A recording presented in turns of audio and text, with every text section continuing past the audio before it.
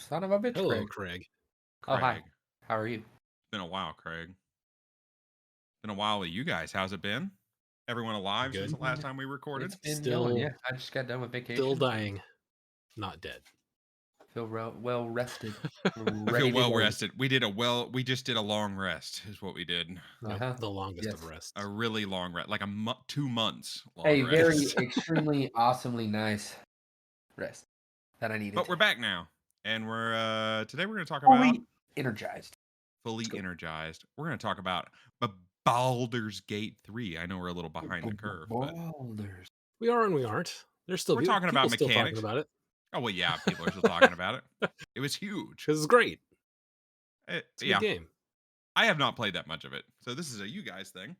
But there is one mechanic that I think should definitely come over from Baldur's Gate into the real Okay. game: the camping, the camp, the the food, the camp, everything about it. Because I was talking to Joe about this after our last Monday session. What is the dome called? What's the actual spell called? Liamon's Tiny Hut.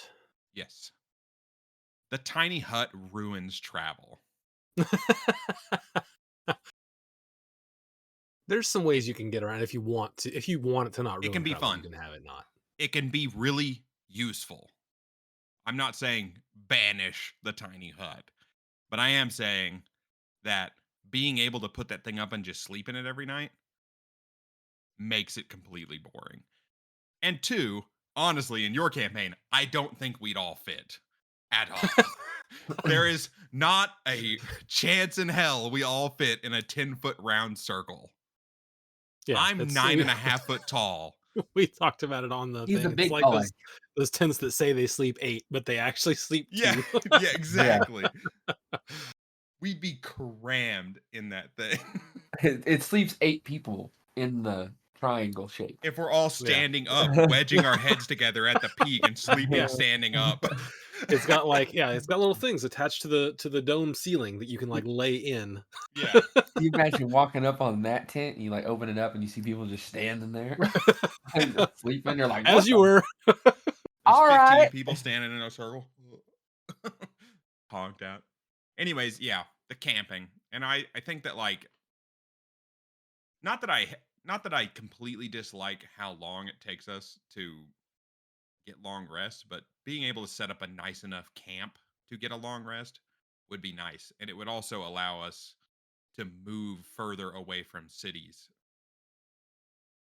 And not And be afraid and of the system in Baldur's Gate is really nice also because it's a simplified thing where like if we were gathering materials as we went, food and things like that, we could put that in like a central storage. Someone could carry it, me probably because I'm huge, but I can carry it. And in the other campaign, Saren could carry it, and then every night we'd have to have some food or whatever to get a long rest if we wanted to get a long rest. it would be Gather fun. materials to be able to take a long rest outside of a city. It would be Here- fun to be able to go. We're gonna go on a 3-month long journey where we're camping every night. You can't get a Well, guess long rest what? every night, but We still get long rest. You can totally get a long rest. As was described, you can get in most, at least in the one that I'm running, I just said that like in most cases, not in this particular one because you're like you were in a blizzard the whole time, but in most cases, if you sit in the same spot for a full 36 hours, especially if you've got a dome that you can put up for 8 hours a makes couple it times, boring. then you could get a long rest. But it's just The do you get tower is more interesting than the dome because at least So- the tower has character. So Like here's at the least thing I you're don't risking like something. about the supply management. All right.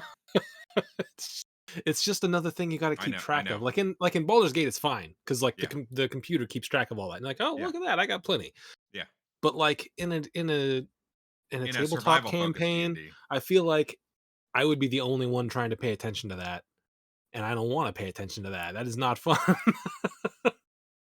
Because if we implemented it, and I was like, okay, but you guys got to take care of it. At least one point, you guys would be like, I don't know, and I'd be like, whatever, take your long rest. Yeah.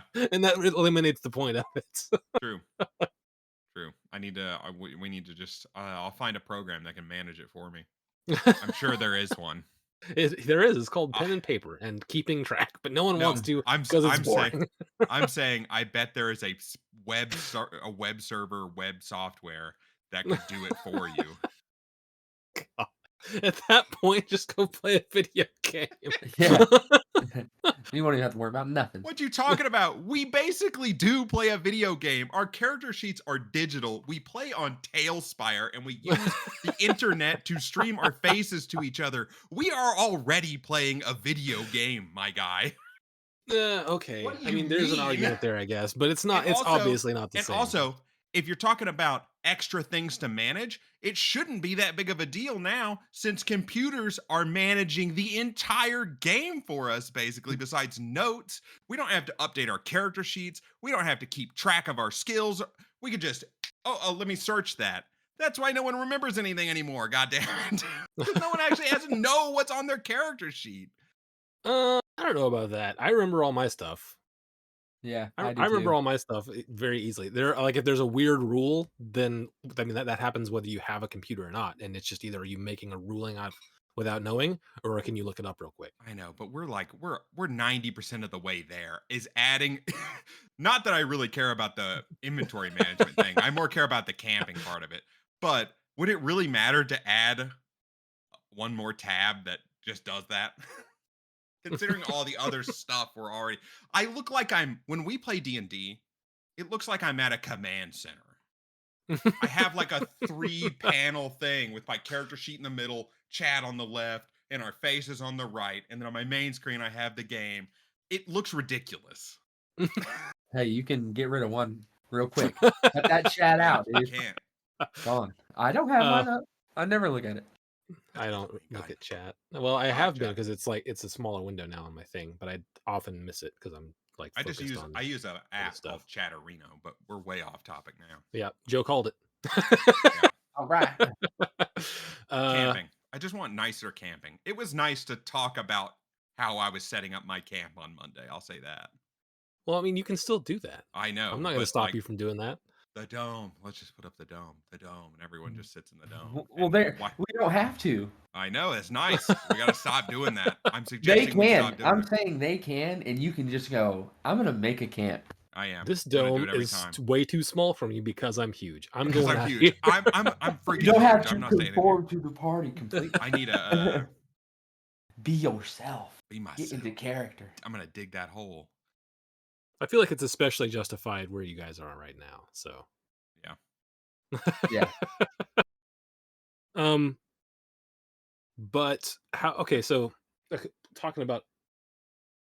Well, first of all, I do want to say that Baldur's Gate has come the closest to what I think is like just the best game, in the fact that it is the closest to a like choose your own adventure game that is that I've seen.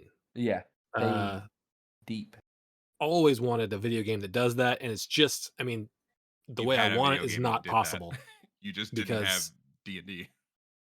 yeah, like D&D is the only way to get it because it's a human that is behind the story at every Yeah. step of the way. So if something unexpected happens, the DM can roll with it. Whereas Yeah. a computer that with something already programmed, it's like, nope, you suck. He kills you. Like, oh, great. So Baldur's Gate is great. Yeah, it's a great game. 10 out of 10. It's as So good as Divinity 2, and Divinity 2 was like incredible. yeah, well, I haven't played through that one, but I've heard good things. Speaking of rests, how do you like the way that they did? We already talked about long rest. How do you like the way they did short rests? I love the fact that you get two. I love that they narrow it down. You get 2 short rests a day. That's it. Unless you got a Wait. bard, and you get 3. And you get 3. Getting a But that B-word, makes sleep sense. too. If you have Yeah. a character that can do that for you in D&D, I think that would work too, but yeah, narrowing it down to being like that way you're not in a dungeon going, all right, we got done with this fight, let's take a short rest. All right, we got done with the fight, let's take a short rest. Because you wouldn't be able to do that. You would have things coming after you, and Yeah. Which, I mean, Bar the doors, take a nap. It's too much napping. When you can do I that kind of every like it. fight. I don't know. I think that for the tabletop version, the way it is fine. I do like the way that they implemented it for a video game. Yeah. It's also Because just like really easy. going, oh, I'm in a short rest for an hour. The long rest actually threw me the first time I did it in Baldur's Gate.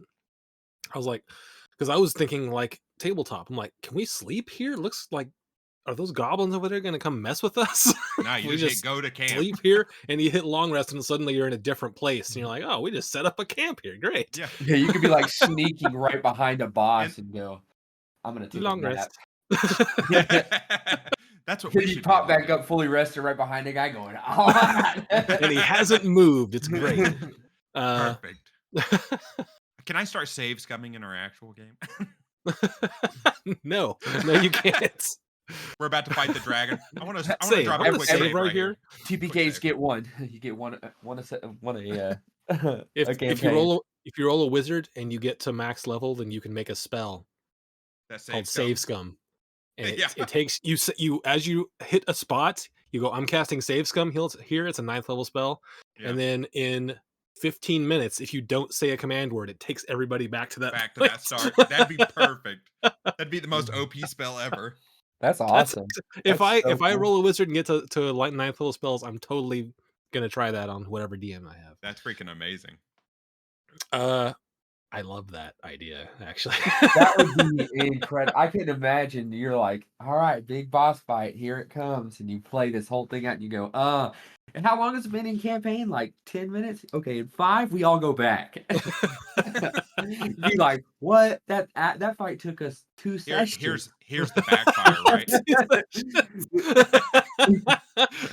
Oh man. Here's the backfire: is you set it, and then we end the session, and we come back 2 weeks later, 3 weeks later, Victorious. Nothing went wrong, and you forget about the command word. You forget exactly. You forget. We finish the fight, and he goes, "By the way, your spell is active. You're all ripped backwards 15 minutes and start again." No. I have a feeling in our group that wouldn't happen. I love that idea, though. I really like that idea. Save scum spell. That's the Baldur's Gate. That's the true Baldur's Gate addition to D&D 5e. Yeah, really. That would make for an epic conclusion to a campaign. That's for damn sure. You could try all die, but then suddenly, especially if you set it up with your DM like, hey, I'm casting this right before we go in, and I don't want anyone to know. So if we die, just in case, we get a round 2. When you die, is it instant, or do you have to stay dead for an extra 15 minutes? No, I think it's I think the way I would try to make it work would be like 15 minutes from the end of the casting, and it wouldn't be an action to cast. It would be like a minute or so to cast, and then 15 minutes from the end of that cast, if you haven't canceled it, there has to be a backfire to this, and the backfire is if you go down, if you die, it goes off. That could be. That's the balance, right? Because if you die for some reason in the middle of the fight, we all have to start over. You better keep him alive if it's looking good. You get killed by a one-hit mechanic. We all have to start over. Yeah, that's the best addition from Baldur's Gate. Yeah, we're doing. So a big thing in Baldur's Gate is you can cast more than one leveled spell per round. Yeah. So this is a thing that I've thought about, and I realize that in Baldur's Gate they limit the amount of spells that you have. Yeah, you don't have quite the pool. So it's not nearly as big a deal. But you can still, like, as a sorcerer, cast a bunch of fireballs in one turn, which is a little broken. I think that if you wanted to implement that into 5e, it would have to be one of those things where it's limited to first level spells only. Because once you go past that, you can start comboing spells together in a way that would just 100% break the game. Yeah. 3 fireballs in one round.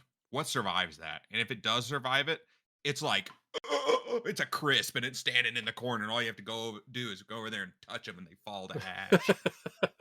That's kind of a thing that they did in Campaign 1 of Critical Role, because they had ported over from Pathfinder. Yeah. And they just had a house rule. I don't know how it was in Pathfinder, but they had a house rule that you could cast, if you cast a leveled spell, you could cast another leveled spell, but only level 1 or lower, or level Yeah, 1 or cantrip. that'd be fine. I think you could extend it up to level 1, but you wouldn't want to go past that. Yeah, which I think maybe something we try. I don't know. I kind of like it, but it's I don't know. I'll have to do some thinking about it. We'll use wish. I wish that I could use other spells. Roll that dice. Roll that percentile dice. That's okay. We're gonna get off topic here real quick. I'm just gonna start wishing for rule changes. I wish I could never die. I wish that my money was worth twice the amount it is. 10 times. Just my money, no one else's. No one else's. I wish everyone would just give me whatever I asked for. The rest of my life. I wish. Hey man, I want that sandwich over there, dude. That look good. Oh, Pops here you into go. Yeah, all right, here. Enjoy it. Anyways, what were you saying? It was just the leveled spells thing. I don't think that's the thing that I think. Oh, okay, so again, I think that the balancing issue comes from having the plethora of spells in the tabletop game. In Baldur's Gate, like there's only so many spells you can choose from, which is, like I said, as a sorcerer, That it's limits still it. unbalanced. But Yeah. with having like generally only one action and one bonus action, there are exceptions, but that also helps to balance it. But like, so that makes casters very strong in the game. So the way that I feel like they balance that for martial classes is like through the different elixirs and stuff. Yeah. There's some elixirs that are bonkers. Like you can take, I think there's like a potion of speed, which is kind of like haste, and then there's a elixir of bloodlust, which like gives you an extra action if you kill somebody in a turn. You know what the biggest difference between Baldur's Gate and any of our campaigns is? Loot. That was gonna be my first. Yeah. That's what I wanted to talk about. Getting elixirs and stuff. That sounds awesome. Where are they? Yeah, it's all balance things, right? So, I know. Yeah, if you start handing out elixirs to your Here, players, this is how we start learning how to get it, right? You start giving it to us, and then we casually get harder and harder and harder until we find a good point. Yeah, I mean, I feel like again the way that they balance it in a video game, the mother of all balancers in a video game is save scum. Like, oh, was that really ridiculously hard? You can just try again. In a tabletop game, that doesn't happen, right? So you have to be fairly cognizant of balance, and you can't make it to where like all your players are gods at level 2 because they've got all these items. So. I don't think that. I think at first, because we don't know how to balance it yet. At first, you go, I'm throwing cupcakes and slowly going further and further and further. That way we all learn how to find a good balance and how to build fights and how to with added stuff. Yeah. Well, let me ask this. Is that something you want? Do you want like a tactician mode in your tabletop game? Like where it's balanced so well that if you don't use potions at the right times, I don't want it to be a World of Warcraft raid where exactly that's what I'm asking. I'm gonna have to start installing DBM for Tailspire. I don't need that. I don't want that. I play WoW already. I don't want that necessarily, but whoa, you sounded funky. Did I? Yeah, you did. Yeah. Yeah, your mic switched. Suddenly. Oh, did it? Yeah. Is it broken right now? It's fine. It's just louder than it was a second ago. That's really strange. Turn me down. I don't. I mean, you're still fine. It's just you were quieter before. Okay, it'll be fine. But it's okay. It'll be fine. Everything will be fine. Anyways, no WoW raids. No WoW raids, but having not all magic items have to be like increasing your damage. No, I think the idea of this is one of my big points with Baldur's Gate. On my character sheet, I think it would be really cool to have armor slots for each piece. Oh, you want to be Diablo? You want to have a paper doll? Yeah. I want to be like, I have gauntlets that give me this, and a helmet that does this, and a chest piece that does this. And maybe it's feet. That's how I can build up a couple of feet to make my character a little bit more fun to play. I mean, without is it because without you're looking to fill all your sacrificing slots? ability scores. It's just like something to build for. Maybe like I'm getting this way because my character Saturn is starting to want to build magic items. And I'm like thinking of magic items that would be really cool to have. And I'm like, dude, It's and also then your just a character builds it or like gets it crafted and works towards it. it's a consequence of years of D&D where you find 2 magic items in the whole campaign. You guys just found a whole horde of magic items. Yeah, in your campaign, yeah, we are pretty decked out. And it was by now. awesome. It was sweet. We're Figuring out pretty what decked everything out. We're was. so friggin' strong in your campaign, it's ridiculous. It's fun. We're Baldur's Gate main character Like- strong. Like it makes me excited for tough fights. That's why I want to get all the good stuff, because I want to do awesome stuff in hard fights. That fight at the end of the big long campaign with Michael, Mm-hmm. we had all that awesome stuff, and we were throwing so much dice around, and I had a turn I did like 6 attacks in, and I did it twice because he gave me that potion. That was an incredible. It just makes incredible moments. So in those moments, you get to it helps my imagination run wild. If I have more material to go, I can use this to do this and this to this, and this adds with this and this and this, and this can flare up. I just like the idea of having Combo. all the Items. added items that I can go, this item looks like this, and then I'm customizing I'm thinking in my head what all the armor pieces would look like and everything. What it does, if there's a shimmer to the magic or something. Yeah. So one thing that I feel like is sort of true to tabletop D&D from Baldur's Gate is I'm gonna investigate all these corpses. Like, yeah, they got all the things that they had on them, which is like some bows and some swords. Yeah, You're like, nothing. okay, I'll grab them all. I'll find somewhere to sell them later. In Baldur's Gate, yeah, you're just like a walking trash can full of all the stuff you've picked up. Everybody just has bags of holding. Yeah. I'm just looking for one guy to buy 25 goblin bows and 5 hatchets. I'm your man. And you can always find that guy. He's like, I do need that many bows. But in tabletop D&D, it might be hard to show up to a weapon shop and be like, what you need? And you drop 30 bows onto the table and you go, what do you give me for these? What do you give me for these? I'll give you a bulk discount. And he's like, I don't really need any of these. I don't really need this many bows, my guy. I don't think there's enough people that have bought a bow in the last 5 years to buy all of these bows. Yeah. You're like, listen, next time a revolution comes around, you'll be the guy. Or he's like, yes, I'll take all those and sell them to goblins. Yeah. He's got a side business. He's like, look at all these goblin bows. This is incredible. He gets found out one day. You're selling to both sides. Local arms dealer selling to both sides. Yeah. Oh man. So anyway, anything else you want to top off on loot distribution from Baldur's Gate to tabletop? I think I land somewhere, as far as like what Joe was saying, I probably land somewhere in the middle between where he's at and where you're at, but I'd be fine going that far as well. Like, my personal idea of I don't need tons of super powerful magic items, but ones that do cool things, utility items, or even items that don't serve any function but are cool to have. Just a collector's mentality, you know. Yeah.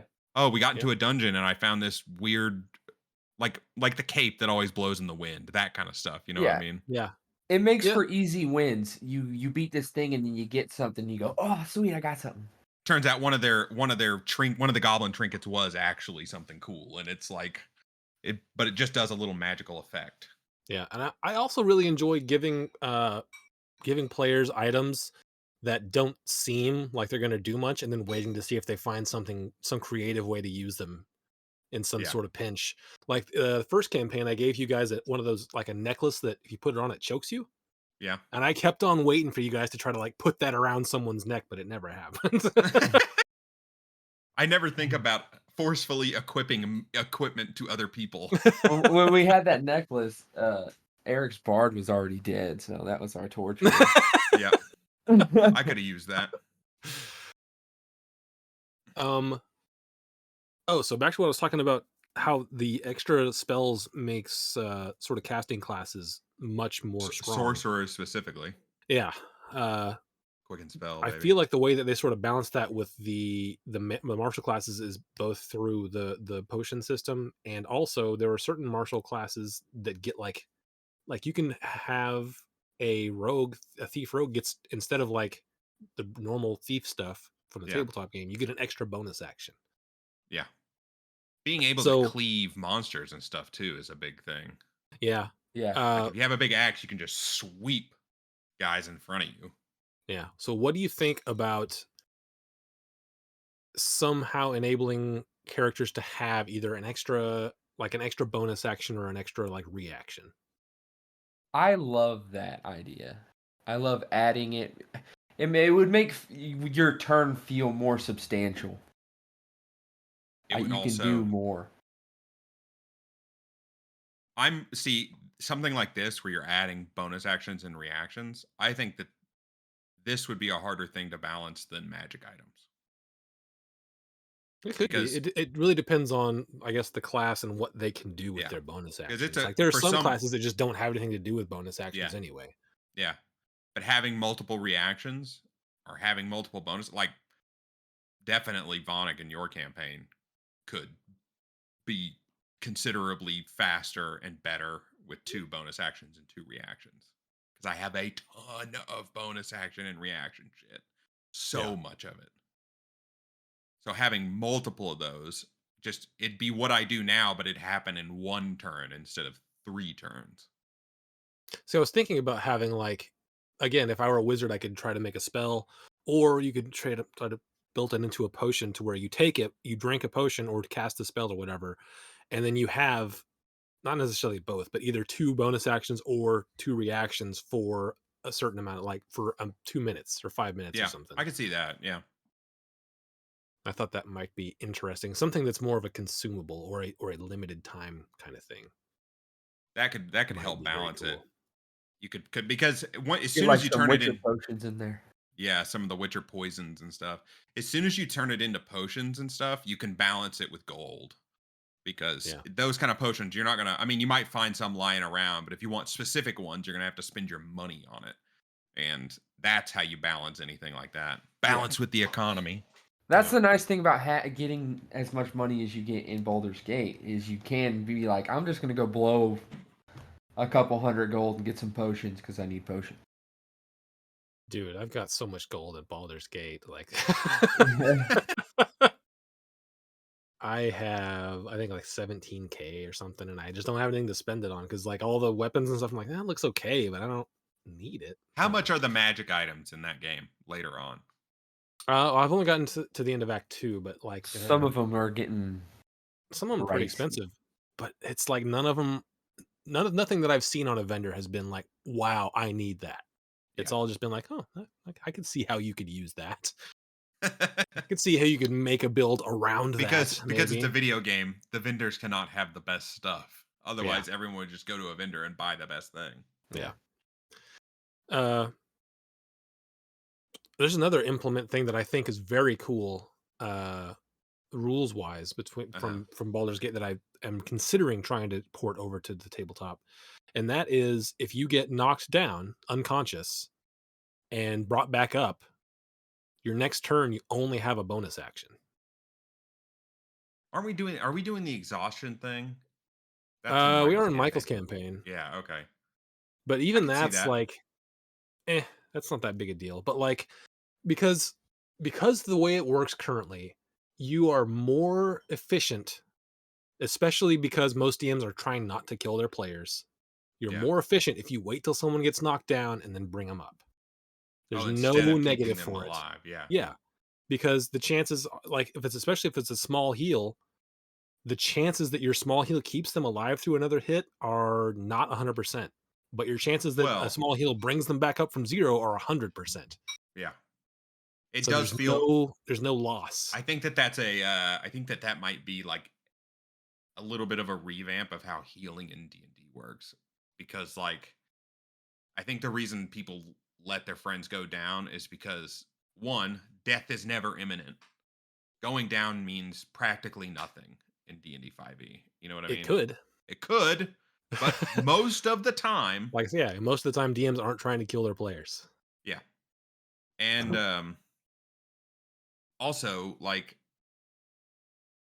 if you're a character that's doing a lot of damage, but you happen to have a heal,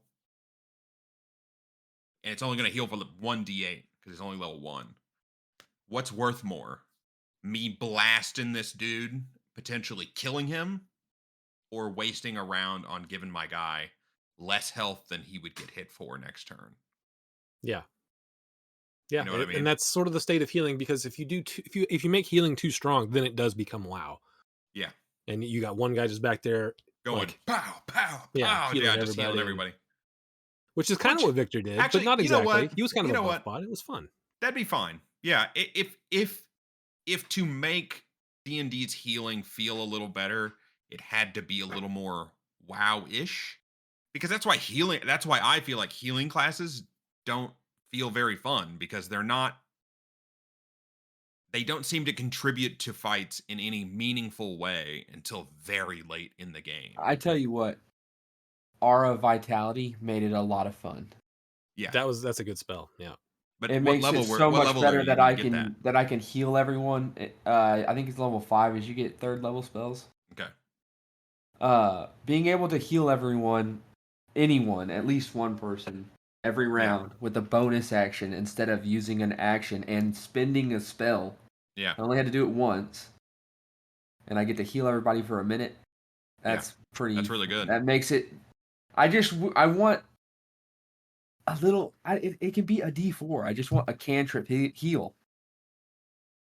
Cantrip heal, yeah. So you can cast it. But if you did the thing Yeah, where cantrip heal's like too strong. Like it's just too strong. But if you did the thing where you could cast more than one first level spell per round, you could cast a cure wounds and something else. Yeah. Or a healing word and something Or else. a healing word is a bonus action. I really like that. And as far as, since we're on the topic of healing, in Baldur's Gate, if you make a life cleric, it's actually the channel divinity is actually so much better, because in tabletop you can the way it works is you can restore a number of hit points equal to 5 times your cleric level across a bunch of people. Yeah. But you can't heal them you can't heal them more than half their current hit point maximum. You can restore a creature to no more than half its hit point maximum. So basically everyone's got to be on death's doorstep for that to be good. And it's a thing that you can only use like 2 times before a long rest. So I feel like that's not strong enough. And the way that it sort of works, or the way it feels like it works, I haven't done the math, but the way it works in Baldur's Gate is that it seems like it just heals everybody. But the way I would remedy it to work on tabletop is that you cannot heal them for more than half of their hit point maximum. But it doesn't prevent you from going over. Yeah, it doesn't cap it. Yeah. So like if someone has half their HP, you 30 HP, you can't heal them for more than 15, but it doesn't matter what it goes up to. Exactly. Yeah. I understand. I think that's a good compromise for that. It makes in fact, feel a little if better. anyone wants to play a life domain cleric, I will make that compromise with you, because that channel divinity feels so bad. It is rough, dude. Some of the cleric stuff. Poor clerics. But yeah, I like that a lot better. The death thing, the being knocked down thing. I think it's a very good sort of compromise. Like, so it's not just like, oh, wait till he falls, I'll get him up in a minute. Yeah. My buddy over there, it's like, he's dying. I got a bonus action. I can do nothing. I can move and maybe drink a potion. Yeah. How many times do I have a character that uses their bonus action every turn now, but I've played plenty of times where bonus actions, and especially reactions, very rarely get used. Yeah, and bonus actions in the tabletop game are even less helpful, because like, especially for the bonus attacks, you have to have attacked with your action to use a bonus attack. Yeah. Meaning that if you get brought up and have only a bonus action, you can't even use it. You can't even do your lesser attack. Yeah. Yeah. So I'm thinking about implementing that. I like that a lot, just because it makes Allowing splitting the chain of command between the bonus action, having to have the main action, and allowing, and when you come up, you can only have one bonus action instead of a full round action. yeah, just because it's like it makes it very. I try to make it a choice, right? Yeah. Make it a like, do I heal this guy and try to keep him alive before, or because right now it's just like it doesn't really matter if he drops. I can just get him next turn, Yeah. which feels wrong from an RP standpoint. Like, oh God, don't worry if you go That guy? unconscious. No problem. We'll let him get knocked out a couple of times. So I like that. I might bring that over. Bring a concussion mechanic. Every time you go down, you're dumb for a week. Point of exhaustion is what we're trying in Michael's campaign. Yeah. And I don't, it's been okay, I guess. I mean, I don't know. I feel like We we've just don't go forgotten to do down it a few times. Yeah, we don't go down that much.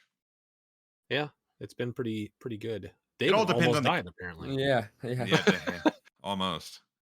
It So- really depends on the campaign setting is how much these things are going to work. Like if it's Yeah. a survival gritty thing, then this could be really cool. But if Yeah. it's just a normal campaign, probably just use the normal rules. But I do Yeah. like that changes. I think it would be an interesting twist. I'm always up. This podcast has become Eric wants to play with new rules because Eric knows all the rules and he's bored. That's what the podcast is going to be for a while, I'm sure. Why don't we add this to the game? And how about this to the game? That's what this whole episode is. Well, I mean, that's kind of what we thought this one was going to be. Oh, yeah, talking true. about Yeah, I Baldur's know. Gate. What was I going to say? Something about death. Oh. So the way it currently works, both in Baldur's Gate and tabletop, is well, no, not exactly. For martial classes in Baldur's Gate and tabletop, you can basically tell, and this makes sense. You can take your first attack, and if you have a second attack, you can decide where to put it after your first attack is done. Yeah. That makes sense, I guess. I mean, somewhat. In a 6-second thing, I think that you probably have to anticipate where your second attack is going for balance as you're doing your first attack. If it were real life, Yeah. So I've kind of thought about toying with the idea of calling your attacks before you do your first attack. Ultimately, I think it would be not great, but I'm thinking about having villains do it, Call the attack. which makes going down again very dangerous. Because if you call 2 attacks on the same person and they die from the first one, they'll take a that's two death saves already. Yeah. So that could be interesting. But the big thing is, for most tabletop games, you don't have to call your scorching rays, magic missiles, things that hit multiple targets. You don't have to call them before you cast them. In Baldur's Gate, you do. You have to decide where they're going before you cast the spell. Yeah, because which makes sense. But I think that the reason that works in Baldur's Gate is because you can see everyone's health at all times. I mean, sort of, but it's so you're getting a more educated guess. Not an Hmm. educated. You're getting the perfect guess. You go, Well, this you're does getting- on it's still- average this. It's still a guess because it's still dice, right? Do you have to pick all the targets of magic missile? Yep. I remember pick all going. the And I mean, targets. and it's not like we don't go, how are they looking? And they Yes. go, he's Yeah. looking really rough. And then you go, okay, I'm sending 1 to him and 2 to that guy. Yeah, and certainly it is easier in Baldur's Gate because if someone's at 1 health, You have a you can say, guarantee. "Oh, that one is a that- guaranteed death right there." Whereas Yeah. in a tabletop, he's looking real rough. That doesn't necessarily Yeah. mean That 1 1d4 is going to kill him. Yeah. Yeah. But that's how it So- should be. It's a The real thing guarantee. should be a little harder. Yeah. Yeah.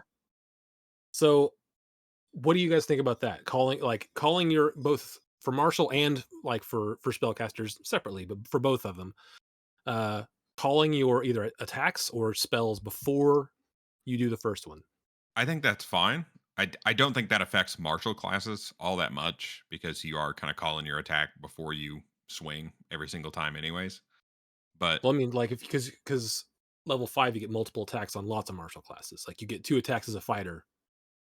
So if you have to call that one both of your doesn't attacks, feel right to me. that one doesn't Because feel you right, would yeah. smash a guy once, and if you saw that his head popped off, you'd be like, okay, I'm not going to hit him again. Yeah. well, the thing is though, if Eric, you would know more about this than I think either of us would. But if you are going in for a 1-2 punch Yeah. Your balance has to be in the right place for that second punch. You have to know where you're going, like a general idea of where you're going with the second punch before you throw the first one. Yeah, sure. You have to commit. Like if you are full committing to a big haymaker punch, there's no you can pull out of it at the last But second though. You can stop. Never mind. I changed my mind. I'm thinking about it. You can stop a kick, even a full power kick with enough control can be stopped before it reaches a target. Well, So it can if be I stopped, but it can be how easily can it be redirected? Is the question, right? Because you're with the going to you wouldn't like stop your attack and just say, "No, I'm not going to attack at all." You're going to try to hit something else. I could understand a monk having this issue because they're fighting fisticuffs. But if I had a sword and I jammed it into somebody's neck, I would slash down, and if it got stuck in their neck, I'd have to pull it out, and then I'd go, okay, that guy's dead. with a True, but sword, like but a I sword can feel like also just within cut. within 6 seconds, like we try to like for Yeah. narrative we talk about what they're doing a lot, but Yeah. in 6 seconds to make two attacks, I feel like you got to Yeah, know where you that you second attack is going. yeah. You do. I You don't do. know. 6 seconds is a long But time. You're also moving in that amount of time, though. You're potentially doing Yeah, but another if attack if in if that amount I'm of if time. I'm in 5 feet of somebody, I can go smack, smack, smack, and that was 3 seconds. yeah. It I don't think it's Those. right. I don't know that it's right to draw parallels between real fighting and D&D fighting because there's Oh, not a certainly it lot of isn't. I'm just there's trying to. no parallels at all. Like if we were going to sit down and be like, how would you fight 5 guys at once or 3 guys at once? It wouldn't be stand there and get hit and then Yeah. punch them. It would be like you get a couple hits on a guy and you try to maneuver the other people. You're just doing one big hit to knock someone away, hopefully, so that you can get yourself in between the second and third target so that the third target is behind the first target. And then that other guy, as he recovers, you just reposition and do big hits to like try to keep as many people out of the fight as much as you can, and then position yourself in a way that the other people are behind the people that they're fighting with. That's how you would fight in a real fight. But that doesn't work in D&D because of advantage and just the way that like reaction attacks and stuff like that, you know. Mhm. There's not a lot of pushing and shoving. I mean, there is shoving mechanics, but it's never worth it in D&D to shove one guy away if 5 people are there because and even if it's just 2, you shove one away, it's you at best you're shoving them 10 feet. They're going to come and attack you next round anyways. So strategizing in that way doesn't make sense in D&D. You're better off just like a lot of the time, unfortunately, you're better off just like being a big old beefcake and standing there and eating damage like a tank. Yeah. So anyway, back to the original question. Sorry. How do you feel about either martial classes and casters having to call their shots before the first one goes off? I think that for like a fighter with 2 attacks, um the full attack, you get a full and like a little bonus one like I do on my character, right? I Right would now you get 2 full and then a bonus. yeah. I would say if it's a full attack on a martial attack class, they choose. So I get 2 attacks. I could take one big one and then turn and hit another one. The bonus action attack should have to hit whatever target my first attack hits. I don't know if that's actually how it works, It is not. but that's how I feel like if we were going to do this thing, the main attacks can hit multiple people.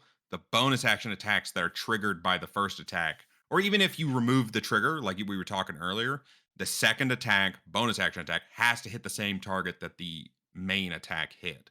Because if you're committing to that second little jab, because it's a smaller jab, so you're using the bigger jab to like get them off guard so you can get a little small hit in, essentially. Okay.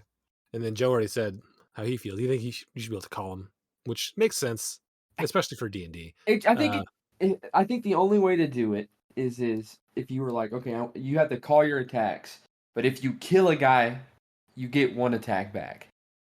Or if you kill a guy, your second attack can go to someone else.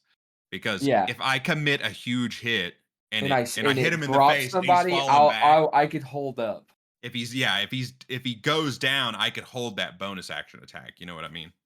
Yeah. And how do you feel about casters doing it for things like Scorching Ray or I Magic think Missile? I I think it think makes that's sense. where it makes sense. Casters, because you are committing to the move. Or Eldritch Blast, I guess, as well. Eldritch Blast. Eldritch Blast feels no. If It it's feels multiple different rays because in one it it is. feels cast, different because Eldritch Blast feels like something you'd go bam, bam, like you'd be pulling a trigger and shooting. Well, that's exactly how Scorching Ray works. yeah, you shoot them out one at a time. Same thing with magic missiles. Well, Magic Missiles They isn't an hit attack roll, though. simultaneously. Yeah, it's not an attack roll. They hit simultaneously. I think it needs to go back to that. Is if they're alive, you call your shot. If you have 3 Scorching Rays, you go, all right, I want all 3 of them to go to this guy. You go boom, boom. Second one kills him. If the second one kills them, I think if they're not all shooting at the exact same time, the third one you should be able to go, okay, I can curve it around and go to how, somebody else. how about this as a compromise? Just Magic Missile. Well, just magic missile, but if we wanted to extend it to like Scorching Ray, if you sent all 3 and 2 of them kill it, you get a save to move the last one in time. That would feel good too. Like a spell ability, like your spell ability Yeah, modifier. it's almost like it's almost like kind of like a reaction, or you could use your reaction to turn the last one to another target. You know what I mean? That way you couldn't do multiple. So if you shot That 5 would of feel them, good. you only have one reaction. 2 of them hit and kill, and you're like, oh shit! You turn it and it hits the guy next to him. But you have to use reactions to do that. Power of the mind. Way to go. We got there. That's the one. That's the way to do it. That way you're at least still having to give up something You could do that for the martial classes too to if you get really that wanted last to. attack to possibly hit. Yeah, you could absolutely do it for martial Yeah. classes and just make it a strength or dex based check instead. Yeah. Um, Happy with what was I that? going to say? That could work. Yeah. So something that's that we sort of brushed on there, but it's not really have to do with Baldur's Gate, is opportunity attacks, which is a thing that no one seems to be able to Bemoans. find a good middle ground. And I have a suggestion. All right, hit me. Opportunity attacks are made with disadvantage unless you have like Sentinel. Yes, I would be willing to take that because it feels ridiculous. How can you ever choose to run away? And Yeah. if 2 guys were hitting your buddy next to you and you ran, they're not going to go, I'm going to change my focus because they're focused on one enemy.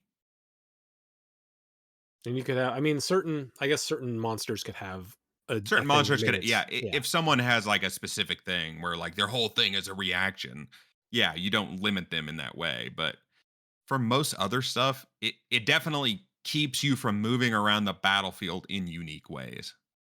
I agree with that, but I also think that something needs to occur because otherwise, Yeah, you can freedom of literally movement's kite too someone. much. Yeah. Yeah.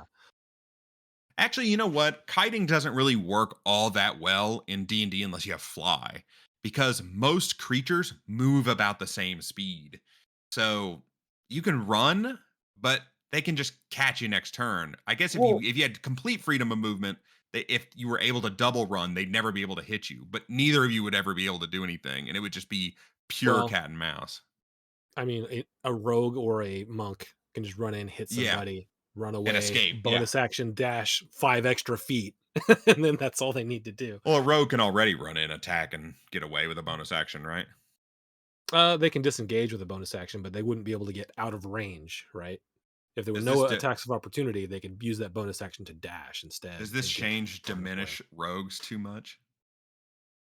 I don't know. That's a. I mean, if it's a disadvantage, then there's still a reason to disengage, particularly if you're surrounded by guys, Yeah. right?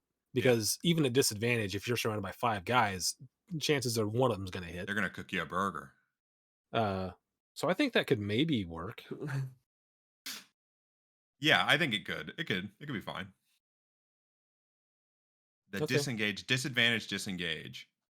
or disadvantage opportunity attacks. Yeah, unless you about this? disengage or have some other thing. Disadvantage with the called shots. I think with the called shots, you're calling a target almost, right? It's disadvantage for everyone except for your focus. But then we're just playing WoW. But if you limit it to a focus, like the last person you hit is the person you have focus on. The last person the enemy hit, they have focus on that person, right? And if you try to disengage from that person, they get a normal opportunity attack, but other people wouldn't. Yeah, these are like when we get into rules like this, it's like I like the idea of these rules, but I don't want to implement them. Yeah, that's a lot of tracking. That's why it's like, you know what?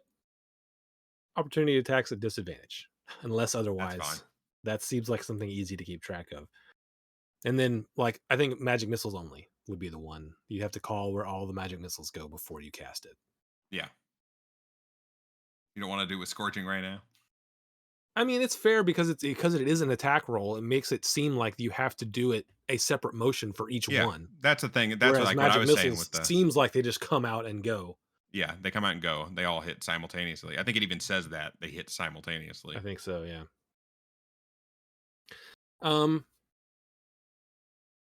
What else? What else other changes are there in I don't know what else. I have honestly played so much less than you guys that the only thing I even had an opinion on was lock picking. The way they handle it in Baldur's Gate is if you fail, you lose your lock picking set. It gets broken. They Skyrim it. That's another but thing. But there's a million of them. So it doesn't really matter.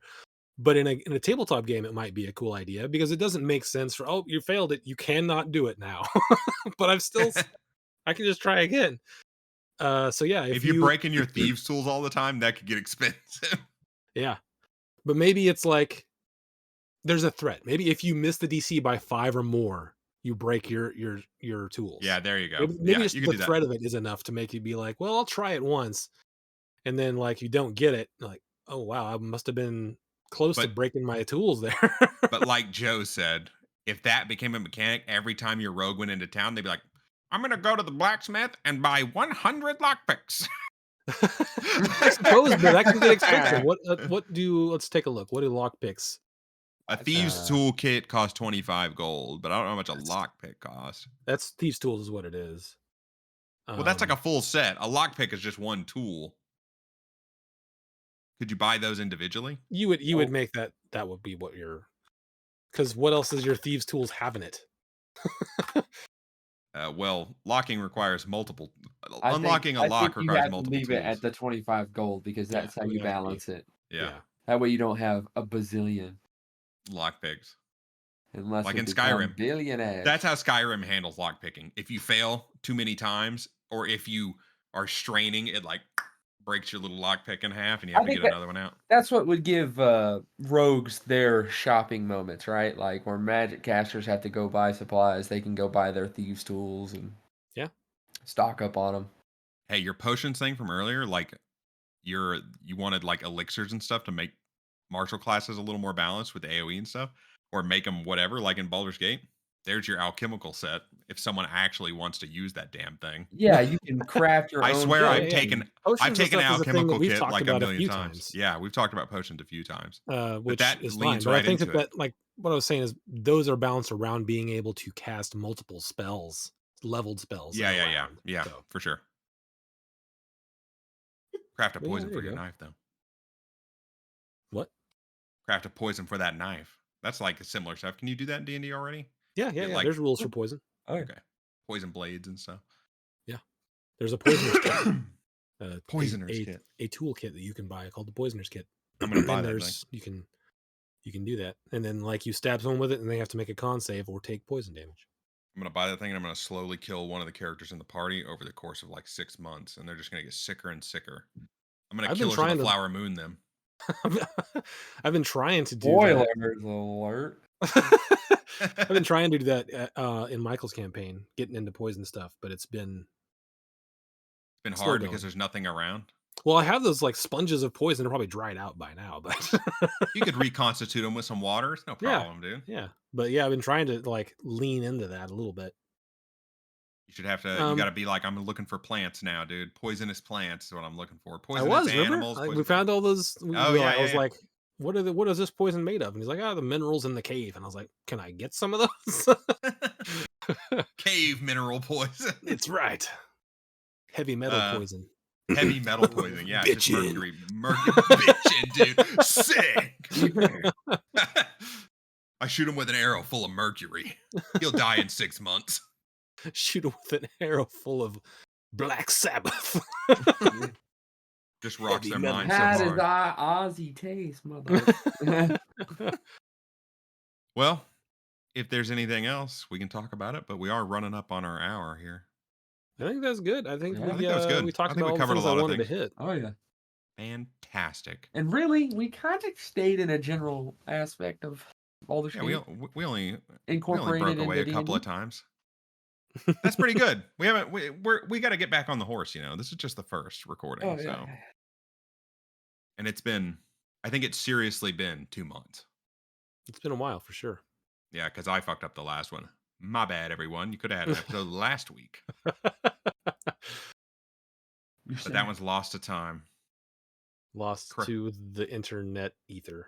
Yep. Craig deletes the recordings after 7 days, and I didn't realize that my recording was corrupt until the 7 days was up.